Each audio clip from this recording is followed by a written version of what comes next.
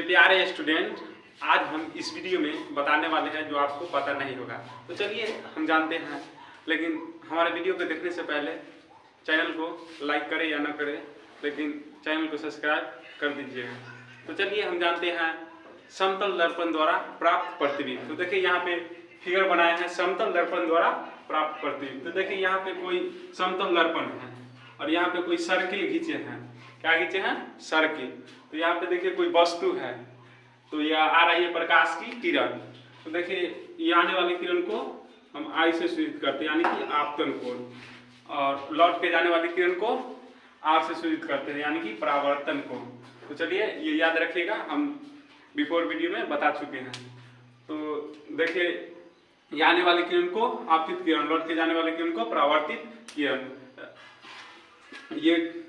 ये कोई है वस्तु, यानी कि वस्तु है।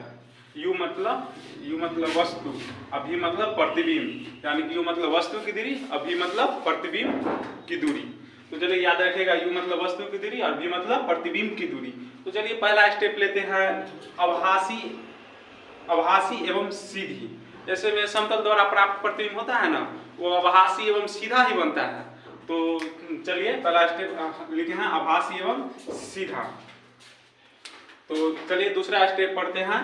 प्रतिबिंब का आकार वस्तु के आकार के बराबर होता है। ऐसे में देखिए प्रतिबिंब, यानी कि प्रतिबिंब का आकार, प्रतिबिंब मतलब क्या होता है? तो छाया। जैसे मैं बता चुके हैं पहले, प्रतिबिंब का आकार वस्तु के आकार से बराबर होता है। जैसे मैं यहाँ पे देखिए लिए हैं 6 सेंटीमीटर, मान लीजिए 3 सेंटीमीटर, तो ये कोई वस्तु है। 3 सेंटीमीटर का क्या है?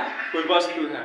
तो यहाँ पे ध्यान दीजिएगा, 3 सेंटीमीटर का क्या कोई है? वस्तु है। तो इसका जो छाया इधर बनेगा ना, वो 3 सेंटीमीटर पर ही बनेगा।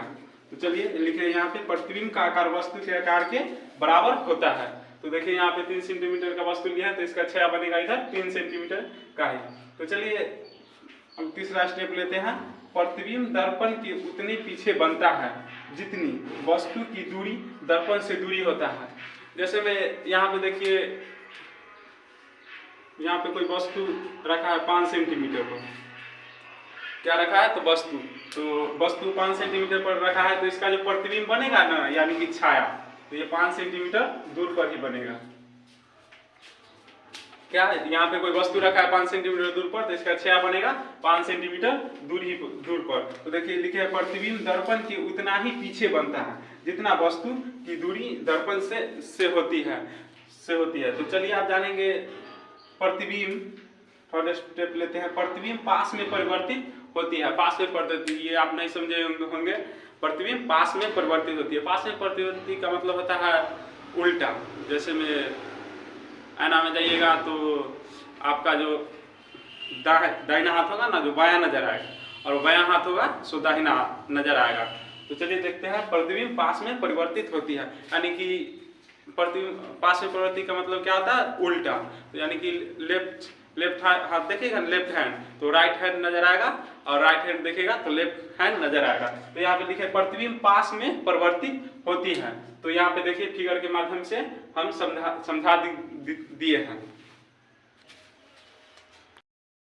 प्रिय छात्रों, अब हम जानेंगे गोलीय दर्पण के बारे में। तो चलिए देखिए यहाँ पे एकदम छोटा सा डिफिनीशन लिखे गया है।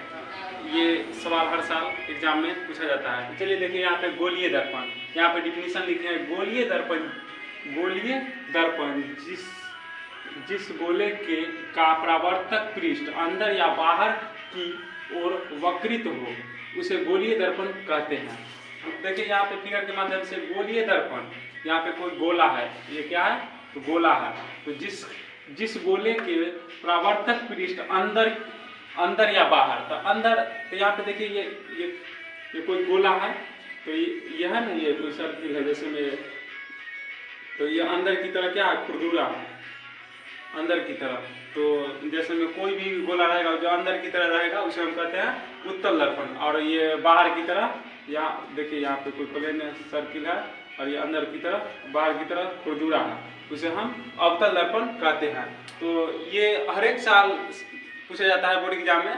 तो देखिए यहाँ पे लिखे हैं गोलीय दर्पण जिस गोले का परावर्तक पृष्ठ अंदर या बाहर की ओर वक्रित हो उसे हम गोलीय दर्पण कहते हैं। तो फ्रेंड्स ये याद रख लीजिएगा, क्या कि हर एक साल एग्जाम में पूछा जाता है, और इसका स्क्रीनशॉट ले लीजिए। हमारे वीडियो को लाइक करें या ना करें, लेकिन मेरा चैनल को प्यारा सा चप्पल निकाल के और सब्सक्राइब वाले बटन पर जाके कस के दबाएं। मुझे पता नहीं कि आप मेरा चैनल को किस चीज़ से सब्सक्राइब करिएगा, धूप से करिए, अगरबत्ती से करिए, लाठी से करिए, ईंटा से करिए, चप्पल से करिए, लेकिन मेरा चैनल को सब्सक्राइब अवश्य। अब हम जानेंगे उत्तल दर्पण का प्रयोग। देखिए यहाँ पे लिखे हैं उत्तल दर्पण का प्रयोग, डिफिनीशन छोटा सा है, ये एग्जाम में पूछा जाता है 5 नंबर में। तो देखिए यहाँ पे लिखे हैं उत्तल दर्पण का प्रयोग। तो देखिए वाहनों में पश्चात दृश्य दर्पण में उत्तल दर्पण का प्रयोग करते हैं। क्या करते हैं? तो वाहनों में पाद दृश्य में उत्तल दर्पण का प्रयोग करते हैं। तो यहाँ पे देखिए क्यों करते हैं, तो लिखे हैं क्योंकि यह सदैव सीधा प्रतिबिंब बनाता है। तो उत्तल दर्पण है ना, तो उसका प्रतिबिंब बनेगा ना, हमेशा सीधा ही बनेगा।